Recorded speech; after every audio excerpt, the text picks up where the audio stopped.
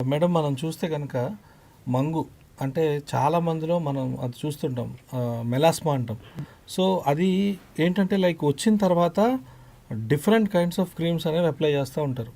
అంటే ఇప్పుడు మన మార్కెట్లో పర్టికులర్గా ఒక క్రీమ్ పేరు నేను మెన్షన్ చేయను, బట్ చాలామంది ఏంటంటే అది తాత్కాలికంగా వాడుతూ ఉంటారు, బట్ అది స్ప్రెడ్ అవుతూ ఉంటుంది ఫేస్ మీద.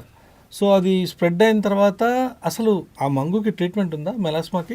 మెలాస్మా మంగు అనేది కూడా చాలా కామన్ ప్రాబ్లం. Okay. లేడీస్లో ఎక్కువ ఉంటుంది. 30 years women they are having this problem. Yes. ఇప్పుడు మెన్లో కూడా వస్తుంది.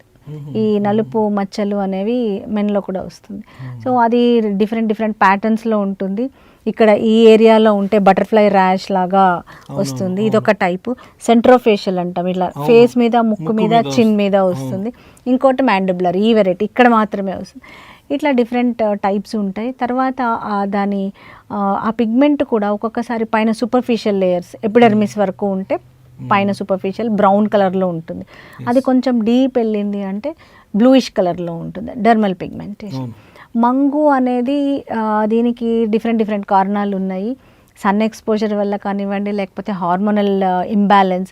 ఇప్పుడు కొంతమంది పీసీఓఎస్ కోసమని ఈ ఓరల్ కాంట్రాసెప్టివ్ పిల్స్ వాడడము, లేకపోతే ఫిట్స్ కోసం ఫెనిటాయిన్ టాబ్లెట్స్ ఇట్లా వాడుతున్నా కూడా మంగు అనేది వస్తుంది.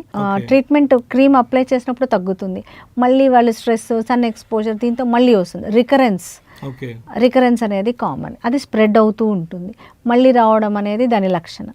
సో ఎలా మెయింటైన్ చేయాలి మంగు ట్రీట్మెంట్? చాలామంది అంటారు ఇన్ని క్రీమ్స్ వాడుతూనే ఉన్నాము అయినా కూడా అది తగ్గట్లేదు అని. మీరు అన్నట్టు స్టీరాయిడ్స్ ఎక్కువ వాడతారు చాలామంది, అది తాత్కాలికంగా తగ్గుతుంది. ఎక్కువ రోజులు వాడేసరికి ఆ స్కిన్ అంతా ఎర్రగా అయిపోవడం, ఎండకెళ్తే ఎర్రగా అవ్వడం, ఇలాంటి side effects. Hydroquinone cream plus steroid triple combination cream, ఇది అండర్ డెర్మటాలజిస్ట్ సూపర్విజన్లో వాడినంత వరకు పర్వాలేదు.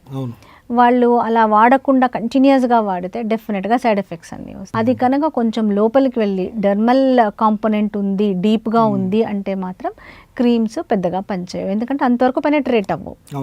అప్పుడు కొంచెం కెమికల్ పీల్స్ కానివ్వండి, లేకపోతే కొన్ని ట్యాబ్లెట్స్ ఉన్నాయన్నమాట, ట్రనెక్సమిక్ యాసిడ్, ఈ ట్యాబ్లెట్స్ వాడడం. కానీ ఇవన్నీ కూడా డాక్టర్ పర్యవేక్షణలోనే వాడాలి, బికాజ్ ఈ ట్యాబ్లెట్స్ వాడే ముందు కొన్ని రకాల ఇన్వెస్టిగేషన్స్ అవసరం. తర్వాత లేజర్ ట్రీట్మెంట్, ఏదైనా కూడా కొన్ని సెషన్స్ తర్వాత ఒకసారి క్లియర్ అయిపోయాక మళ్ళీ మెయింటెనెన్స్ ఇస్ రిక్వైర్డ్. నేను ఈ లేజర్ 8 సెషన్స్ తీసుకున్నాను ఇంకా రాదు అంటే అలా ఉండదు. సో మెయింటెనెన్స్ అనేది కంపల్సరీ ఉండాలి. వీటికన్నిటికీ ఇంతకన్నా ముఖ్యంగా ఏంటంటే first sun exposure, sunscreen, ఒక గుడ్ సన్ స్క్రీన్ అనేది చాలా important. SPF minimum 30 SPF sunscreen ఇంట్లో ఉన్నా సరే. చాలా మందికి అపోహ ఏంటంటే ఇంట్లో నేను బయటకు వెళ్ళట్లేదు, ఇంట్లోనే ఉన్నాను, సన్ స్క్రీన్ పెట్టడం అవసరమా అని. కానీ సన్ స్క్రీన్ ఇంట్లో ఉన్నా కూడా మనం ఈ UVA UVB రేస్కి వీఆర్ ఎక్స్పోజ్డ్. సో వంట చేస్తున్నప్పుడు కూడా అల్ట్రావైలెట్ రేస్ ఇవన్నీ వస్తాయి. నేను అదే చెప్తాను, సన్ స్క్రీన్ 3 times ప్రతి ఒక్కళ్ళు, ఎస్పెషల్లీ ఇట్లా ప్రాబ్లం ఉన్న వాళ్ళు డెఫినెట్గా అప్లై చేసుకోవాలి, లేదా minimum 2 times in a day కంపల్సరీగా అప్లై చేసుకోవాలి. ఎందుకంటే ఈ సన్ స్క్రీన్స్ ఒక 3-4 గంటలే ప్రొటెక్షన్ ఇస్తాయి. ఇలాంటి ఇంట్రెస్టింగ్ వీడియోస్ కోసం తప్పకుండా మా ఛానల్ని సబ్స్క్రైబ్ చేయండి.